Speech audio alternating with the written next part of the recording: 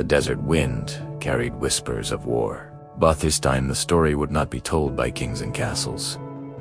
It would be written by a man of faith, strategy, and patience. His name was Saladin.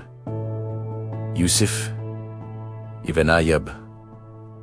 The world would know him as Saladin. Born in Tikrit in the 12th century, he did not come from royalty. He was quiet, observant, devoted to learning, and guided by deep faith. While others sought glory, Saladin sought purpose, a purpose that would lead him to unite lands that had long been divided. In an age where ambition ruled every sword, Saladin's rise was different. He didn't conquer through cruelty. He won loyalty through justice. When he became the Sultan of Egypt and Syria, he did not build his empire on fear, but on discipline, mercy, and belief. But his destiny was written long before his crown. Across the sea, a king was rising. Richard the Lionheart, warrior of the cross.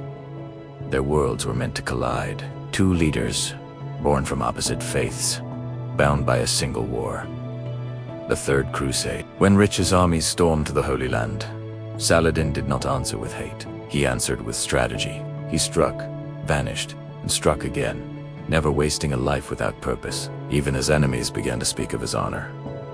At Hattin, his patience became power. The Crusader army, exhausted and surrounded, fell before him. He reclaimed Jerusalem, not with vengeance, but with restraint.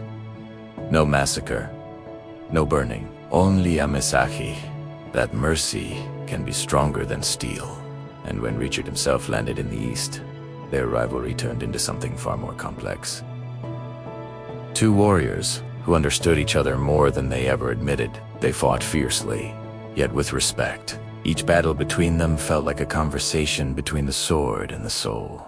Though they never met face to face, their letters carried the tone of equals. Saladin once sent Richard fruit and ice when he was ill. Richard once praised Saladin as the greatest and most noble among infidels' enemies.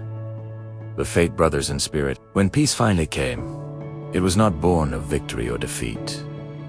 It was born of understanding. Jerusalem would remain under Muslim control, but open to Christian pilgrims. And the lion returned to his island, carrying a strange respect for the Crescent that had faced him. Saladin's name became legend, not only in the East, but in the West.